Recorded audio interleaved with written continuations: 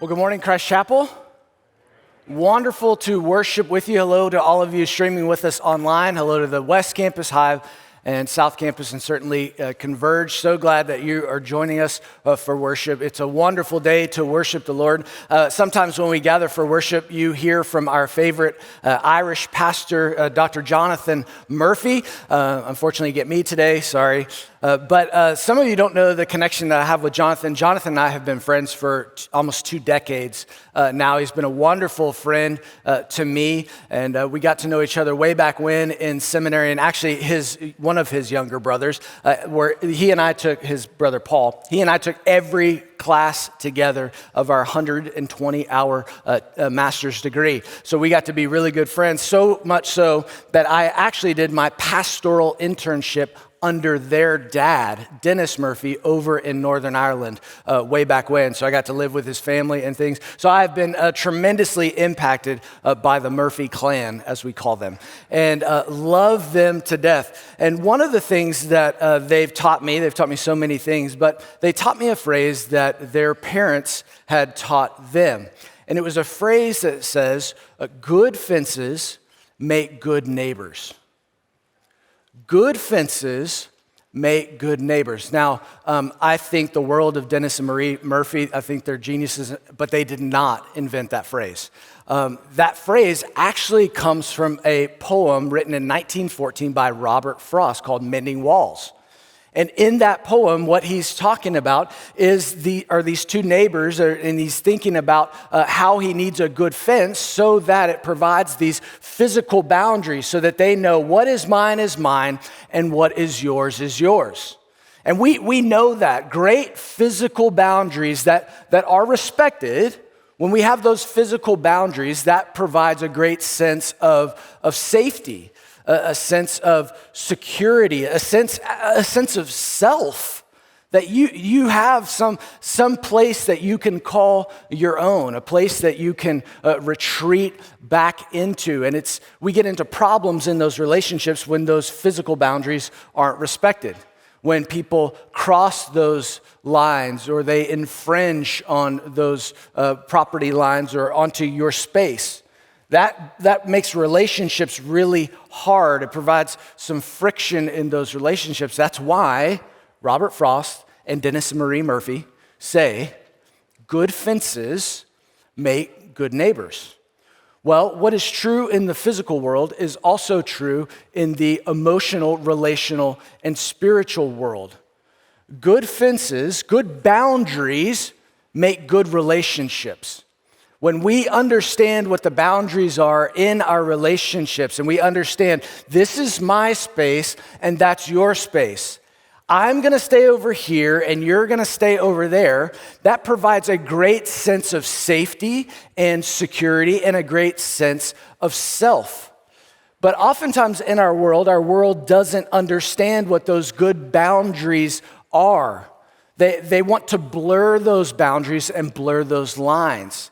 Whether they think that's because these boundaries are confining or oppressive or just not meant for them. They begin to push the envelope. They begin to cross those lines, and it ends up breaking up relationships. You see, we need to understand that even in our relationships, and certainly in the way that we allow God to direct our relationships, that good fences make good neighbors. And so what we're going to do is we're going to draw those boundary lines today so those lines are not blurred and we have a good relationship with our neighbors and with the Lord. And so if you will, open your Bibles to Matthew chapter 5. Matthew chapter 5, verses 27 to 32 is where we're going to be today. This was the passage, parents, that I asked you to read in the pastor's desk before you came because it's up to your discretion whether you want your children to sit through this. But if you don't want them to hear about this, now would be a great time to relocate them. We're going to continue our series Upside Down. And remember, this is Jesus' inauguration of his kingship, telling his citizens how we are supposed to live under his rule and authority in our lives. And he's telling us that his kingdom has different boundaries than the world.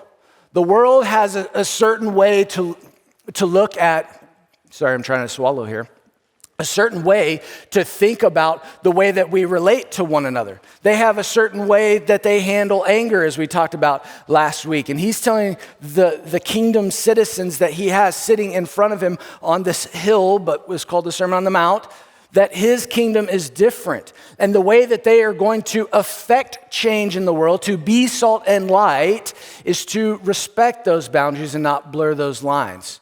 And so we're going to cover one of the commandments that was given in the 10 Commandments. This was the 7th commandment specifically, that he's going to reinterpret for the Pharisees, which is, thou shalt not commit adultery. Now remember, one of the reasons why Jesus is reaching back into the Old Testament is because he's trying to reinterpret the law correctly. The Pharisees of that day, they were blurring the lines. They were relaxing the commandments, and we just talked about that 2 weeks prior. And he says, anyone who relaxes the standard, it's not going to be good for you, basically paraphrasing. And they were relaxing those standards. They were looking for loopholes. They were looking for ways that made themselves look very righteous, but they weren't abiding by the spirit of the law which God had intended. And so we're going to look at a particular subject today in these verses, which is human sexuality. Humans are sexual beings. That's a part of who we are, and that's a part of the relationships that we have. And I want to put some bounds on those relationships, because the bounds that Jesus puts on sexuality are meant for our good. Boundaries can be blessings, providing safety, security, protection, a sense of self, a sense of predictability, a place where we can be vulnerable, a place where we can be accepted. And so what I want to do is I want to draw those boundary lines as Jesus does here. And then I want to talk about what is out of bounds and then how we stay in bounds. And all of this is going to drive toward sexual integrity. And here's what I mean. I want to define that for you, that term sexual integrity. What I mean by sexual integrity is when our beliefs and behaviors match with God's design and desire. He has a design and desire, and we need to match our beliefs and behavior to those things, specifically in the realm of sexuality. And so I think this sermon is going to apply for all of us. It doesn't matter if you're single, married, divorced, remarried, widowed. It doesn't matter. This is going to apply to you. So let's go in and begin to dissect this passage, because I want to break it down to the different aspects that God is calling us to this sexual integrity. And the first is with our sexual activity. Sexual activity is confined to the biblical definition of marriage. Sexual activity is confined to the biblical definition of marriage. This is the inbounds part, is point one. I want to draw those boundaries for us. And remember, boundaries are blessings. Boundaries are blessings. We've got to get that into our heads. Okay, look at verse 27. Jesus begins this passage by saying, you have heard that it was said, you shall not commit adultery. And so the way that Jesus begins this entire passage is by quoting that 7th commandment of the 10 commandments, but he basically starts off in the negative, meaning you've heard it said you should not go out of bounds when it comes to marriage. And so that's why I feel like we need to draw the bounds quickly. So I've got 3 things on there for you because Jesus is saying he's pro-marriage. You see, first, God designed sex to be experienced inside the bounds of marriage. Very simple. Very simple. God designed sex to be experienced inside the bounds of marriage. As I just said, God is pro-marriage.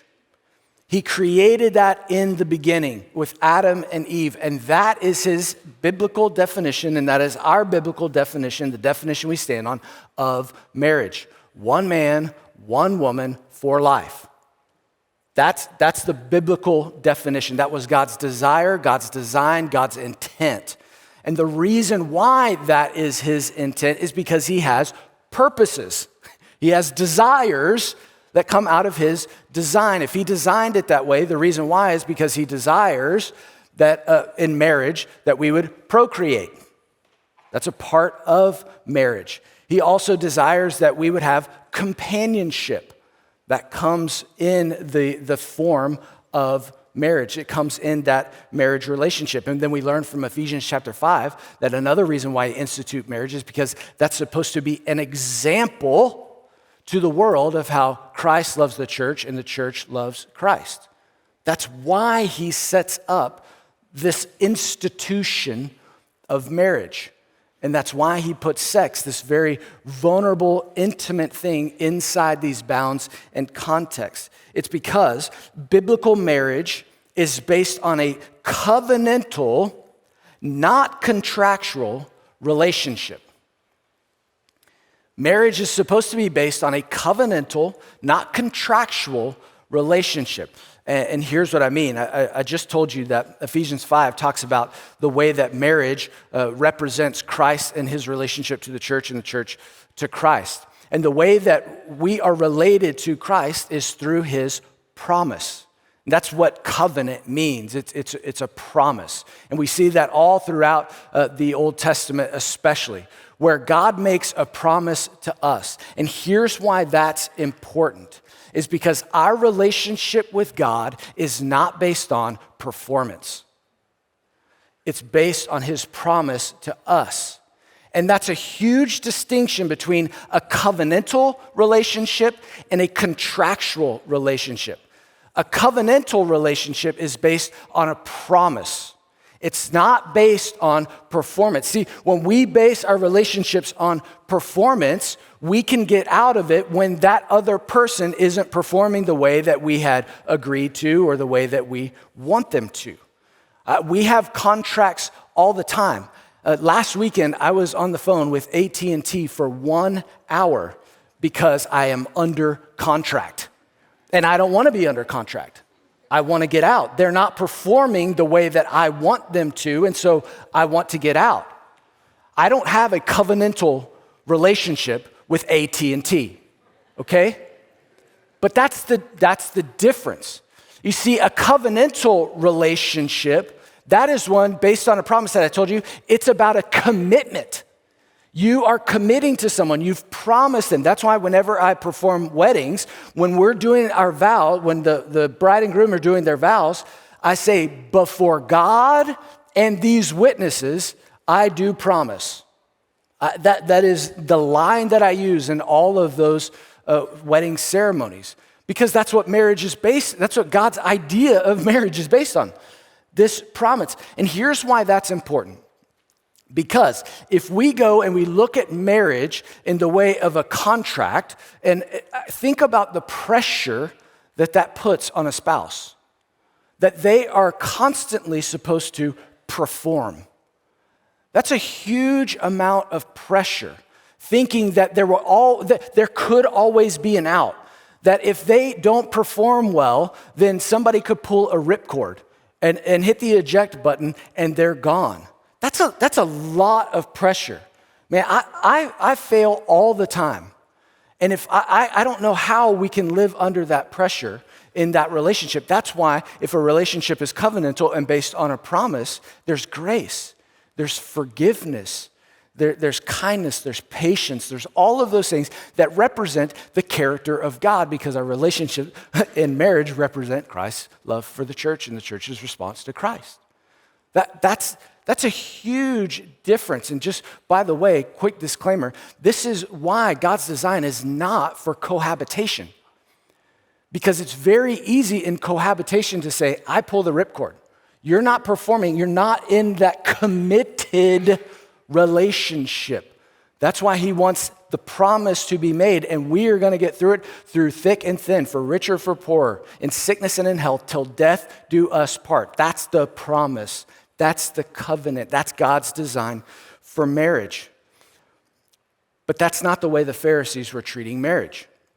You see, the Pharisees were treating it as a contract, as if they weren't pleased with their spouse's performance, behavior, attitude, words. It doesn't matter what it was, then they could hit the the eject button, and they could get out. Look at verses 31 and 32.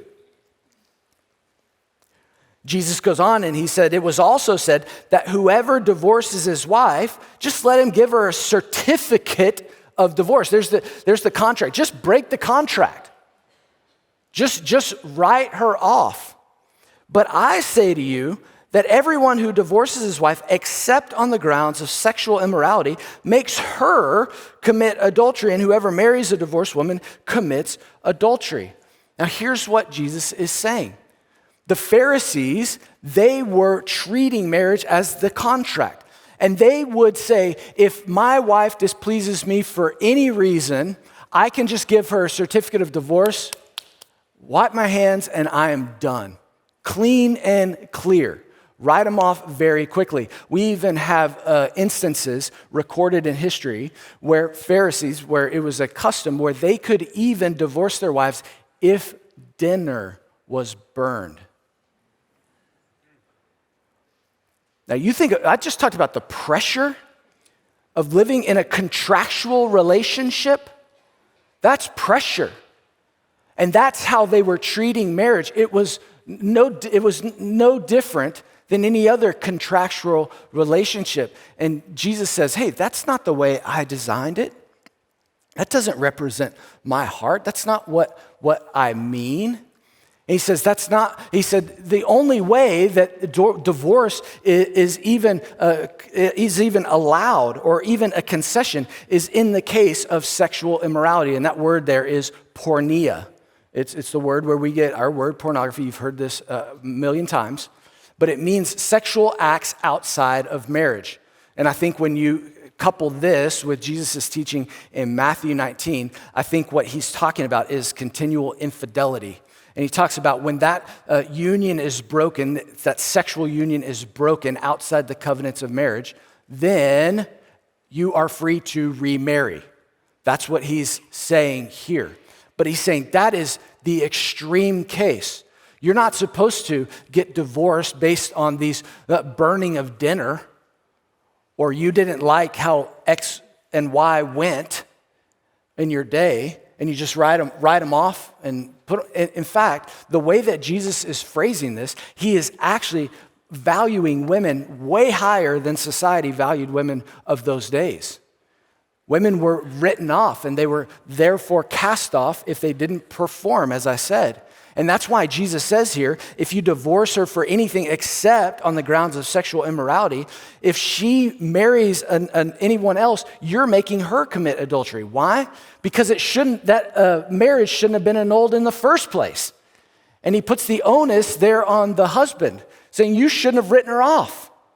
You're making her go into a relationship she was never meant to be in, because it's supposed to be based on a covenant and not a contract.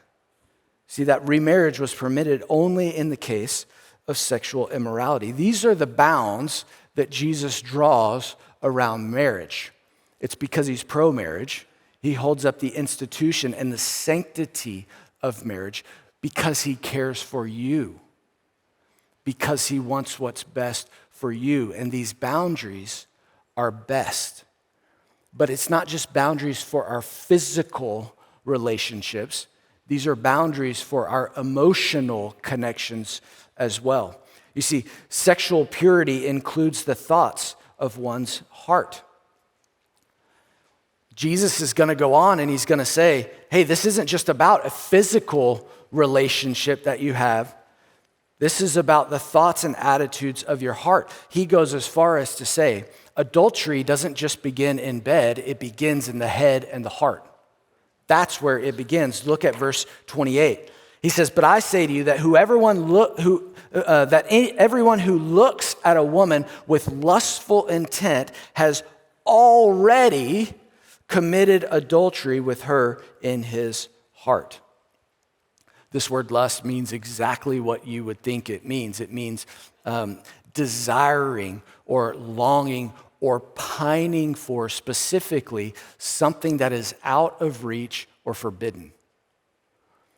And he's saying anyone who looks, he says specifically here Anyone who looks at a woman with lustful intent has already committed adultery in his heart. Now, what he's talking about there is that I want to have her. But just real fast, this is not only a male problem. This is a female problem.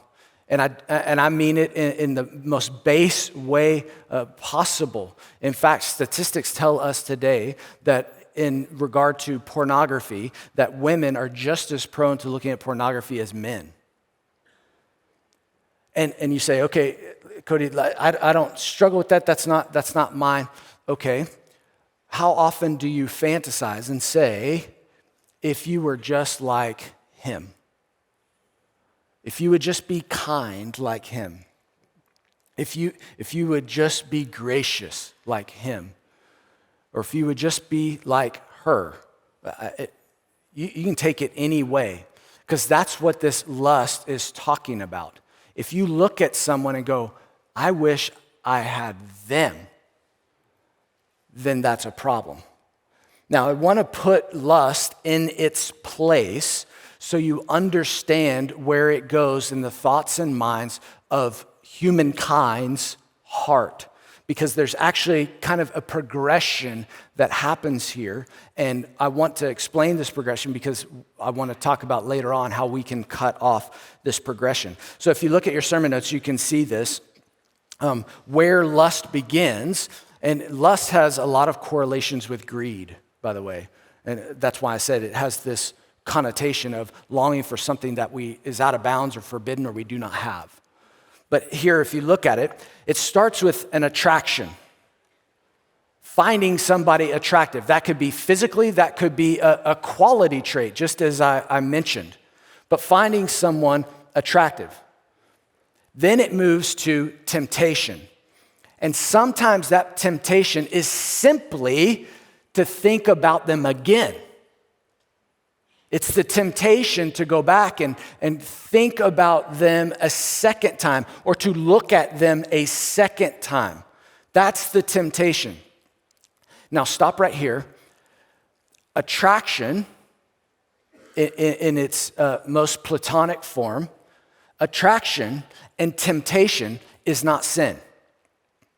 Jesus was tempted in the desert, yet he did not sin. And so the line of, I love this because couples, especially dating couples and folks, young people ask all the time, where's the line? Okay, here's the line, okay? Here's the line. When does it become sin? It's when you fall into temptation, into lusting. And what that means is you begin to obsess, you begin to fantasize, you begin to think about that person and you engaging with that person intimately, personally, and they're not yours. They're not in a relationship with you. That's lust. That's that middle crux there. And that's why I say that's the line. You can be tempted, but not sin. That's where you've got to stop before you fall over the line. And then that lust, as you obsess, as you fantasize, if you continue down that continuum, moves to action, some sort of action, and then to adultery eventually.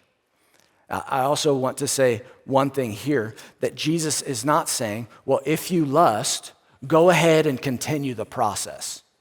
Okay? Let's just be clear. He wants you to stop on that progression at every point. Stop. Every time you see a little arrow, stop. Should be a stop sign there, not an arrow. My fault. Gosh, I didn't see it until right now. Sheesh. So here's why that, gosh, why did I do that? Man. Now I'm hung up on this. I apologize. Okay, here's why that's a sin, okay? Because lust, here's why lust is a sin, is because lust implies a lack of contentment with what God has already provided. It's a lack of contentment with what God has provided. And how many times, now folks, let me just say, especially for those folks who are single and you desire to be married, I'm not saying it's easy. I'm not saying any of this stuff that we're talking about today is easy. Contentment is a very, very hard thing. But we come in and we sing worship songs with, we say, all I have needed, your hand has provided. Do we believe it? See, this is why I drive back. I say we're driving toward sexual integrity, that our beliefs and our behaviors match his desire and his design. Do we believe it? Because we believe that God is good. We believe that he's kind. We believe that he never will leave us. He'll never forsake us, that he's provided every good thing. I always go back. I've told you this verse before, but one of my favorite verses is the second half of Psalm 84:11 that says, God withholds no good thing from those who love him. He's withheld no good thing from you. And if you don't have it now, it's not best for you now. It doesn't mean that he doesn't love you. It doesn't mean that he won't eventually give it to you. It doesn't mean, if you don't have it right now, it just means it's not best right now. And what God is always for is your best.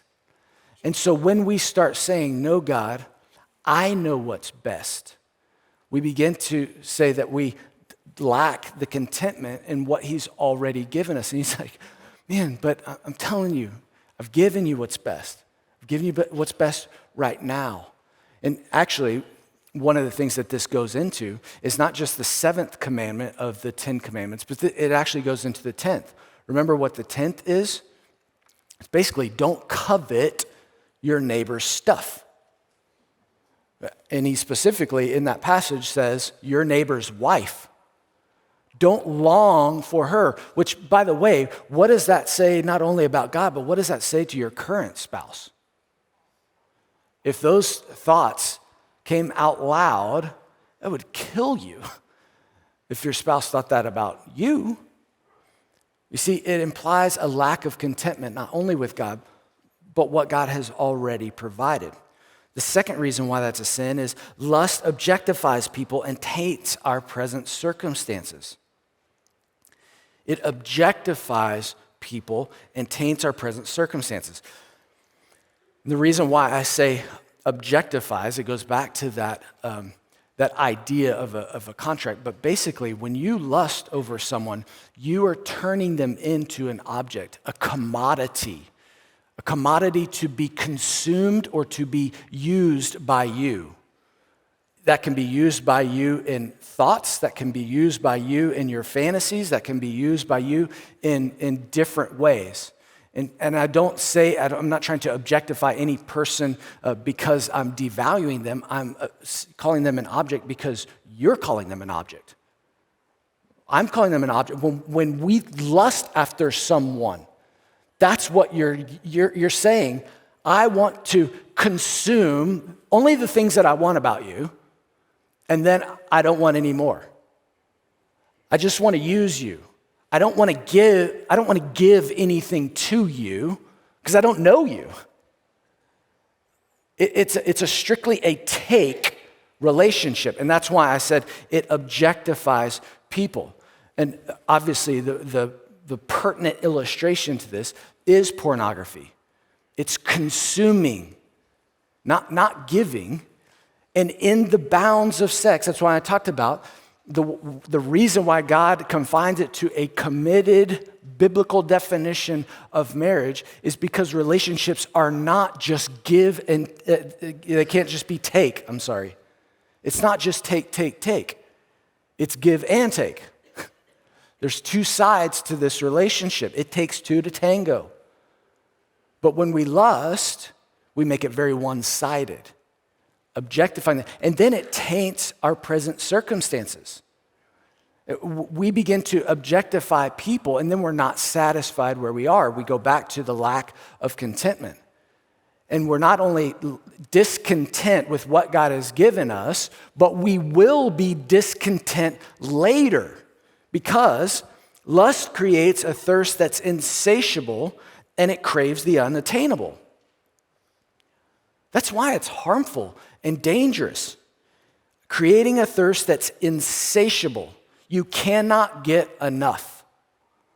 You go back, you go back, you go back, you go back. When you open that door, it's a dangerous door to open. And it creates and it craves these unattainable things. You know, a person's imagination is a great God-given gift. It's a wonderful, I think it's part of the way that we are created in the image of God. But obviously, when we use the things that God gives us for non-God glorifying things, that grieves God's heart and it goes against his intent. And when we objectify people, we're objectifying those who were created in the image of God.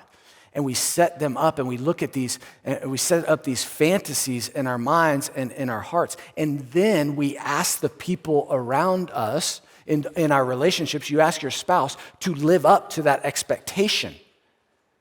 And they're never gonna meet it, ever. That's completely unfair. It's completely unrealistic. It's not real. That's why it's a fantasy. And that's why this gets so dangerous. It's going to ruin the relationships that you already have around you. Yes, with your current spouse. Maybe even with your neighbor. Heaven forbid. That's not what I want, but I'm trying to highlight the danger here. And that's why Jesus is going to go in verses 29 and 30, and he's going to talk about how sexual integrity necessitates drastic measures for future well-being. This is so dangerous that we need to take drastic measures to not lust after our neighbor. It's that dangerous. You see, this lust and these sexual temptations is nothing to be flirted with. And I know so many times in your minds you think, Cody, this isn't hurting anybody. This isn't hurting anything. It is. It is.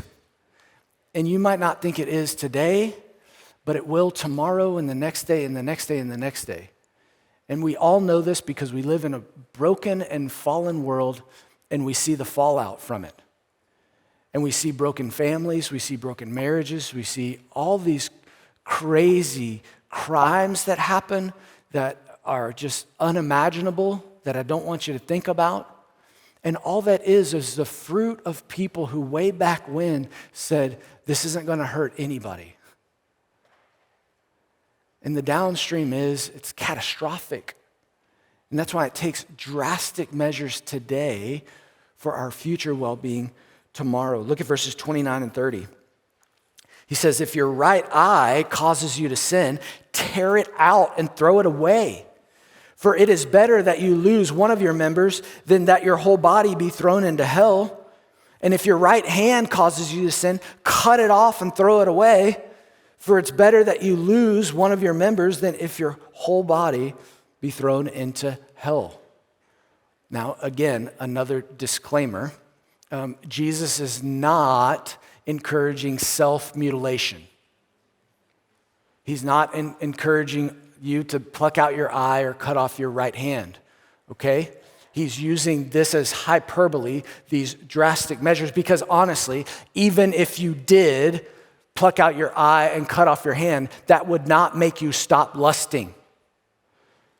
When I was in seminary, I had 2 cavities, and I had to go to the dentist, and they removed the cavities. Guess what? I still have a sweet tooth today. I still love sugar.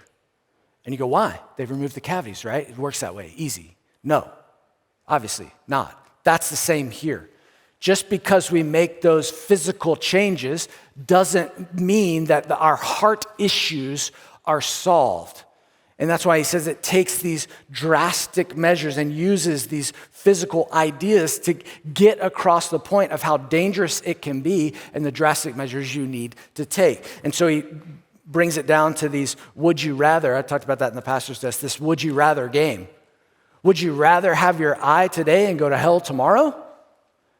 Again, he's using hyperbole. This does not mean if you have lusted that you're going to hell. He's saying that it takes drastic measures. I think he uses the eye because that's the gateway to the heart. What you see, and this goes back to this end, that the pride of life, the lust of the flesh, the pride of the eyes, things that we lust after we look at, we think, and that provides a spark to the imagination. I think that's why he goes to eye. Why does he go to hand? Certainly the hand is a metaphor here for action, but also in many cultures then, and even some cultures today, if you are caught stealing, your right hand is cut off. And I think that's one of the things that's one of the reasons why I use that here, is because lusting is theft. You're stealing from somebody else, something that is not yours. That's why he uses that idea. So it's action, but I think there's intent behind here. You see, it's better to make drastic changes today for your future well-being tomorrow. And so all of this goes back to, what do we need to do today? So what I'm calling all of us to do today is to recommit or commit for the first time to sexual integrity. And the reason why I put that "re" there is because, folks, this is a daily commitment. And if you made that commitment yesterday, praise God. High five, pat on the back, chest bump, make it again today. And tomorrow, and tomorrow, and tomorrow, because we're that prone to it. Prone to wonder, Lord, I feel it. Prone to leave the one I love. Here's my heart, Lord, take and seal it for thy courts above. Seal it every day. Every day, Lord, here's my heart. Every moment, every hour, I need you. I've got to give it back to you. So how do we recommit every day, or commit in the first place? I think there's a great passage that, I know this is not the memory verse for this week that you'll get tomorrow morning at 8, but this may be one that you need to add because it's fantastic when we talk about these kind of issues. James chapter 4, verses 7 and 8.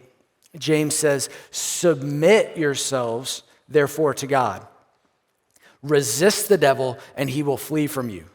Draw near to God, and he will draw near to you. So here's what that recommitment looks like. First, submit to God's ways, which leads to God's best.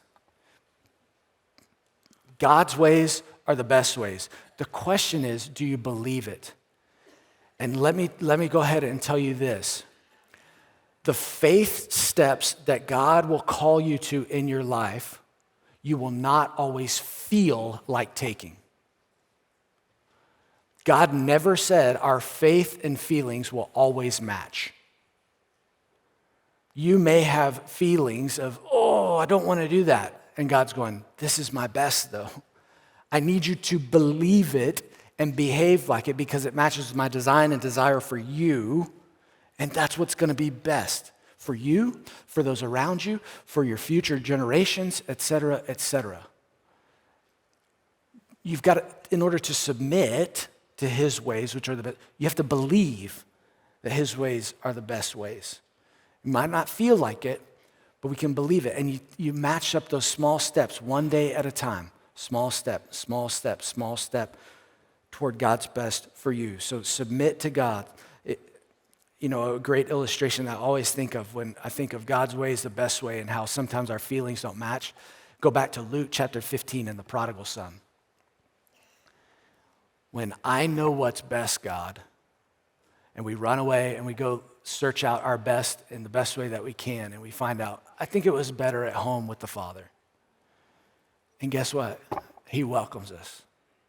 He welcomes us back every day, every single day, because he wants you at home with him, because he wants to give you his best. And his best is with him. It's walking with him day in and day out. Would you please believe it? Believe it. And let's match the belief with our behavior. Second, resist the devil by removing temptations. Resist the devil by removing temptations. Again, it's going to be hard. You're going to not feel like it. You're going to feel like you don't have the strength to resist the devil. But you can remove those temptations, because here's what I find. Temptations are oftentimes linked with triggers. That means that you get to some place, you get around this group of friends, it's this particular time of night, it's this particular scenario, it's when you're on a business trip and you're in a hotel, it's when you're, all of those are triggers that end up adding up and eventually become, honestly, addictions. And if we remove some of those triggers, that will help us resist the devil. I love Martin Luther had a quote, the reformer. He said, "You can't stop birds from flying around your head, but you can stop building them nests in your hair." And I love that. We can't control the things out here, but we're not going to build nests right here. We got to remove those temptations. And then finally, draw near to God to find his strength. Draw near to God to find his strength. When God shows up, we find grace, we find forgiveness, we find strength, we find victory, we find power, we find all of those things. And James 4:8 says that when we draw near to him, he draws near to us. And there are so many examples throughout Scripture where when Jesus shows up, the demons flee. They bow. They submit, they run. So the safest place, the best place for you to be is with him. God, I thank you for your word. I thank you for your grace. I thank you for your kindness. I thank you that, Lord, you want us to have good relationships with you, but also with one another. And that, Lord, you cover every area of our lives, including sexuality. And you want that to be kept in the bounds that is safest. Safest for us, safest for those around us. Lord, would we glorify you by the things that we think, by the way that we live, by the way that we treat one another? May we be content with you, and Lord, may we find your strength as we draw near to you. Please, Lord Jesus, draw near to us. And we ask it in his name. Amen.